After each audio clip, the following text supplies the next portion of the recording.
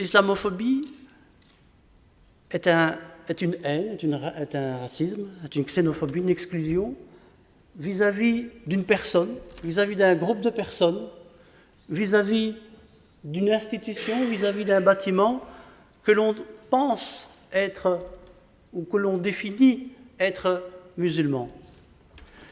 Alors ce comportement humain, ce comportement institutionnel, est-ce qu'il est propre à l'islamophobie? Nous avons demandé à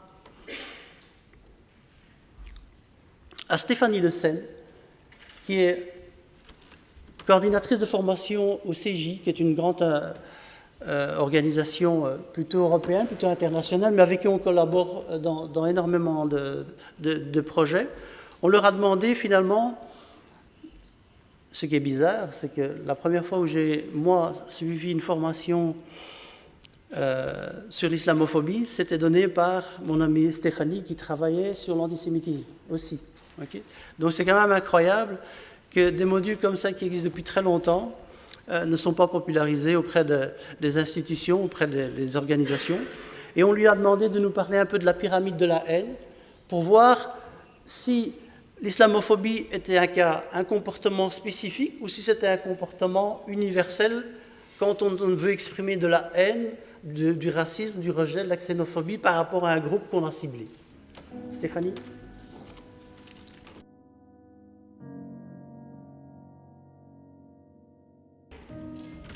Bonjour à toutes et à tous. Le CJ remercie infiniment le CCB pour cette invitation à venir vous présenter donc la pyramide de la haine aujourd'hui. Savoir parler en public est un métier, vous allez vite comprendre que ce n'est pas le mien. Donc, alors le CJ travaille depuis plus de 25 ans à la lutte contre les discriminations, l'antisémitisme, l'islamophobie qu'on appelle islamophobie, l'homophobie, la romaphobie, la phobie des Roms. Et on forme principalement des enseignants et des travailleurs sociaux. Donc, contre l'antisémitisme, contre l'islamophobie, contre les discours de haine également. Malheureusement, on se rend compte depuis quelques années qu'il y a une sorte de banalisation de ces discours-là, et même chez les enseignants, ce qui est pour nous un signal très très inquiétant. Les enseignants se laissent parfois emporter par des sorties légèrement islamophobes, légèrement antisémites. Alors l'actualité nous rappelle, pas plus tard que la semaine dernière, que le racisme est toujours bien vivant en Belgique, qu'il n'a pas disparu, qu'il n'était pas mort. On aurait pu aussi parler de l'agression de ce jeune noir en Flandre, fin août. On aurait pu également parler de l'agression de cette jeune musulmane, début juillet, à Anderlu. Il ne faut cependant pas se méprendre. Les agressions ne concernent pas uniquement les communautés touchées. Ça ne concerne pas uniquement la communauté noire. Ça ne concerne pas uniquement la communauté musulmane. Ça concerne la Belgique, la société belge, parce que ça fait vaciller en fait son socle. Ça fait vaciller ses fondements. Alors, comment expliquer cette impression de cette société belge endormie et qui, tout d'un coup, la semaine dernière, s'est réveillée et s'est dit « Ah oui, on a quand même un problème avec le racisme ». Surtout après avoir entendu la vidéo qui est devenue virale, la vidéo de Cécile Djouna, très courageuse. Alors, que peut-on faire en tant qu'organisation de la société civile? Que peut-on faire en tant que syndicat? Que peut-on faire en tant que politicien pour faire reculer ces incidents, pour faire reculer les agressions racistes? Alors je suis là, comme Moustapha vous l'a dit, pour vous présenter un outil avec lequel le CJ travaille depuis plus de 20 ans et qu'on appelle la pyramide de la haine. On aurait aimé que cet outil soit utilisé très brièvement. Malheureusement, 20 ans après, il est toujours très utilisé. On l'utilise dans toutes nos formations, quelle que soit la thématique. Pour résumer un peu en fin de formation et faire prendre conscience aux enseignants que il faut faire attention à ce qui se passe quotidiennement. Alors, c'est un modèle évidemment conceptuel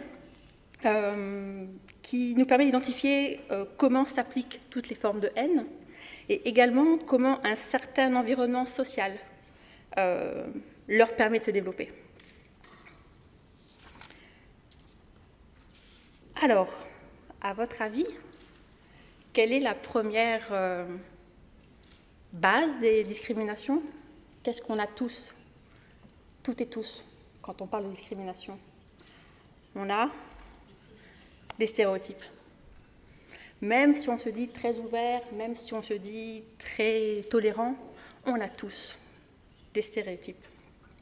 Alors les stéréotypes se manifestent de plusieurs façons, par des blagues, sauf que si les blagues sont répétées, si les blagues, une fois, deux fois, ça va, mais si c'est tous les jours, si elles sont offensantes, bien évidemment que ça fait de la peine. Ensuite, qu'est-ce qu'on peut trouver? Les rumeurs.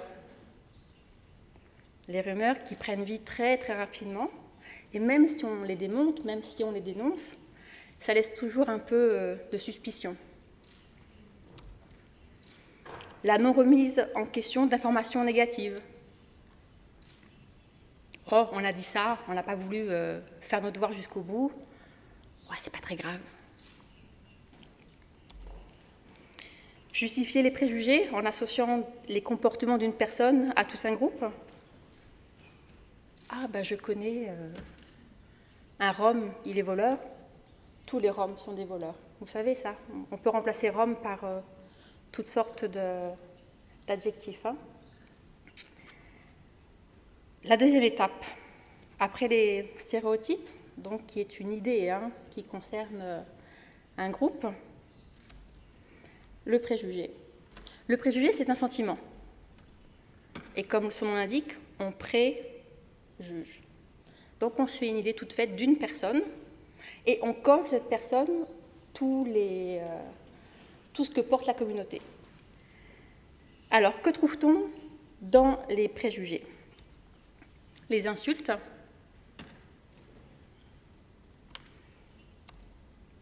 quand on tourne une communauté, une personne en ridicule, quand on imite une fête et qu'on ridiculise les gens qui pratiquent cette fête, quand on déshumanise, quand on se sert de bouc émissaire pour justifier nos comportements. Alors en ce moment, c'est plutôt intéressant. Le concept de bouc émissaire s'applique à plusieurs communautés. Ça peut être les juifs, ça peut être les musulmans, ça peut être les roms.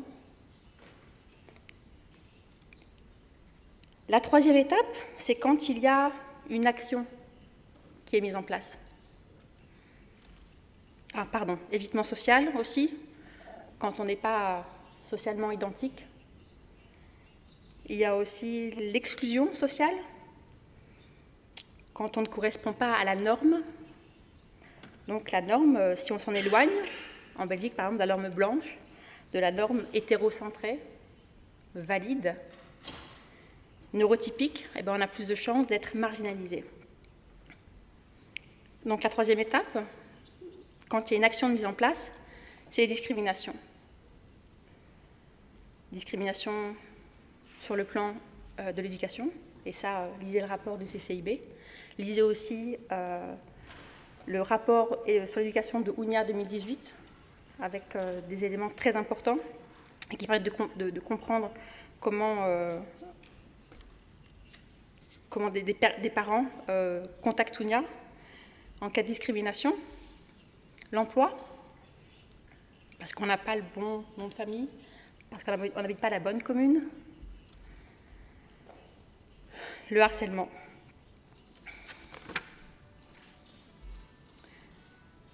La quatrième étape de cette pyramide de la haine, donc vous avez bien compris, plus on monte, plus c'est grave. Ah, le logement aussi, pardon. C'est la violence.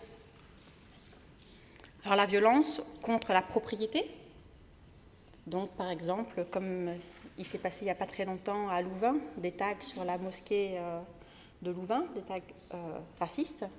Donc là, c'est des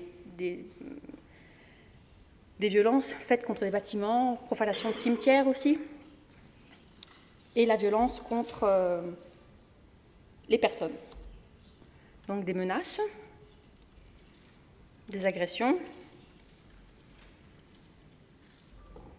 des assassinats, comme ce jeune Ihsan Jarfi en avril 2012, assassiné parce que homosexuel.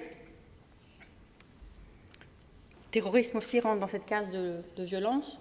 Donc si on s'arrête à la Belgique, ça peut être les attentats du métro et de l'aéroport de Bruxelles. Ça peut être aussi le musée juif en 2014. À votre avis, quelle est la dernière pointe de la pyramide? Je crois que je l'ai entendu. Génocide, oui. Extermination délibérée de tout un peuple. Alors on n'est pas expert, on n'est pas non plus juriste, donc on peut s'éloigner un peu de la définition de l'ONU et faire rentrer dedans le massacre des hommes bosniaques musulmans en 1995 en Bosnie-Herzégovine, ce qui s'est passé au Cambodge et ce qui se passe aussi maintenant avec la minorité Rohingya en Birmanie et maintenant au Bangladesh, parce qu'ils sont obligés de fuir. Alors quand on voit cette pyramide, quand on la présente aux enseignants, ils disent « ouais, c'est un peu gros quand même, hein, on n'arrive pas comme ça à ça aussi facilement ». Ça peut paraître un peu probable que d'une blague, on arrive à un génocide. Alors je suis historienne de formation, et quand on regarde par exemple le génocide juif ou le génocide au Rwanda, les deux génocides que j'ai le plus étudiés, oui, complètement. Complètement. Oui, oui. Mais je disais que c'est les deux génocides que j'ai le plus étudiés, celui des Juifs et celui du Rwanda. Ils ont tous suivi la pyramide de la haine. Alors, qu'est-ce qu'on peut faire en tant que citoyen quand on voit ça? Eh bien, on peut déjà se concentrer sur les deux premières étapes, à savoir stéréotypes et préjugés. Et donc, on peut décider de ne pas laisser passer une blague. On peut décider aussi de ne pas laisser passer une rumeur ou une insulte. Et on peut aussi fournir une information correcte, vérifiée, surtout quand on est enseignant. Alors, avant de clôturer, j'aimerais terminer sur une note un peu plus positive et vous présenter très brièvement. J'ai encore le temps ou pas? Ah, ok, merci. Une autre pyramide.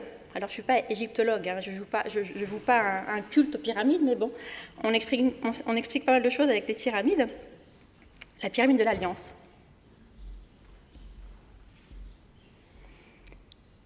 Elle insiste, cette pyramide, sur le fait qu'on peut choisir de nous allier avec d'autres pour atteindre nos objectifs, pour être plus fort, pour être plus entendu. Et donc, elle est très basique. Qu'est-ce qu'on peut faire chaque jour, tous les jours en se réveillant le matin? Eh bien, par exemple, on peut intervenir quand on entend un mot blessant, une blague, pas si drôle que ça. On peut aussi également offrir son soutien à une personne en difficulté, dans le bus, dans le métro. Il y a quelques années, 2 ans, il y avait une campagne anglaise avec une épingle à nourrice qu'il fallait mettre sur son manteau. Et si une victime, dans un transport en commun, voyait l'épingle à nourrice, elle pouvait venir vers nous. Et donc, c'était une sorte de langage comme ça de « je vais hold your back », je vais être derrière toi. De manière hebdomadaire, qu'est-ce qu'on peut décider de faire? On peut prendre l'initiative d'apprendre sur la culture des autres. On peut aussi travailler activement à élargir notre champ de vision, sortir un peu de notre zone de confort. On peut élargir notre perception de l'autre et contrôler notre comportement envers lui. Si on travaille dans un groupe monoculturel, mais ce qui, à mon avis, est très peu probable à Bruxelles, on peut essayer de promouvoir la compréhension des autres communautés. On peut écrire des lettres aux éditeurs responsables de propos discriminants dans leurs journaux. C'est un de mes passe-temps favoris. On a les passe-temps qu'on peut, c'est un des miens. On peut aussi inviter une personne qui mange seule à rejoindre notre table. De manière un peu plus occasionnelle, qu'est-ce qu'on peut faire?